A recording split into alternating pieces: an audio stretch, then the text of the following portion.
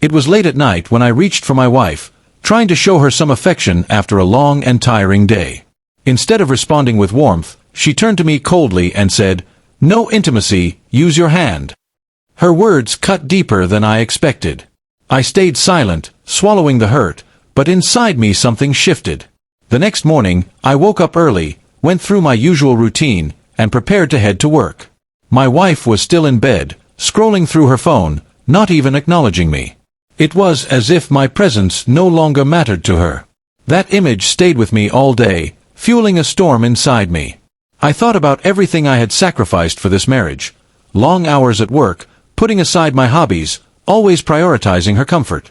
In return, I only received distance, complaints, and now outright rejection. The intimacy that should bind us together had become a weapon she used to belittle me.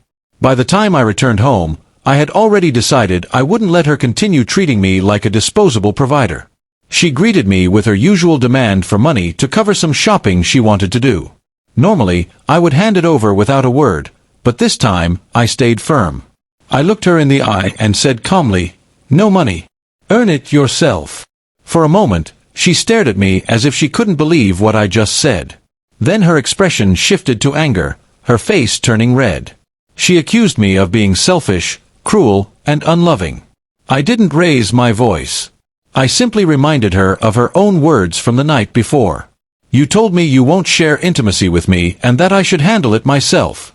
Today, I'm telling you, no more money unless you handle life yourself." Her anger only grew, but underneath it, I noticed something else: shock. She had grown so used to me bending, giving, and never standing up for myself, that my sudden refusal shook her. For once, she saw that I wasn't afraid of her moods or her silence. The rest of the evening passed in heavy quiet. She tried to test me, asking again for cash, hinting about bills, trying to guilt-trip me. But I stood firm, explaining that respect in marriage must go both ways. If she could deny me care and closeness, why should I break my back only to be treated like a machine? Over the next few days, tension filled the house. She cooked less, barely spoke to me, and gave me icy glares. Yet, I felt strangely calm. I had drawn a line, and I wasn't going to cross it again. For once, she had to understand the weight of her actions. Eventually, she broke down. One evening, she came to me with tears in her eyes, admitting that she had taken me for granted. She confessed that her words were cruel and that she never realized how much damage they caused. I listened, my heart torn between love and anger. I told her plainly that marriage isn't about using each other for convenience.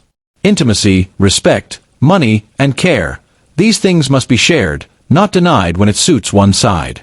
She nodded, but I could see she was struggling with her pride. For days after that, she tried to make amends, cooking my favorite meals, sitting with me, talking more gently. But in the back of my mind, I kept wondering, was this change real, or just temporary because she didn't want to lose the comfort of my support? Even now, I'm still watching carefully. A marriage can only survive if both partners value each other equally. That night when she said, "Use your hand," she broke something between us. My words the next day weren't revenge. They were a mirror, showing her the reality she had created. And whether we heal or fall apart will depend on whether she truly understands that respect and love can't be one-sided. I won't go back to being a silent provider. If she wants me as her husband, she must treat me as one, not as a wallet with no heart.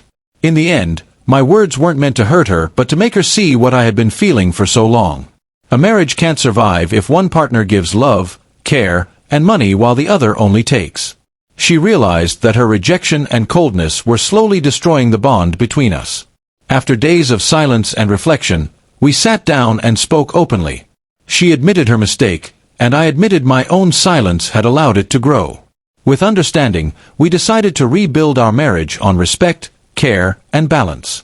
It wasn't about punishment, it was about learning that without mutual effort, even love can fade.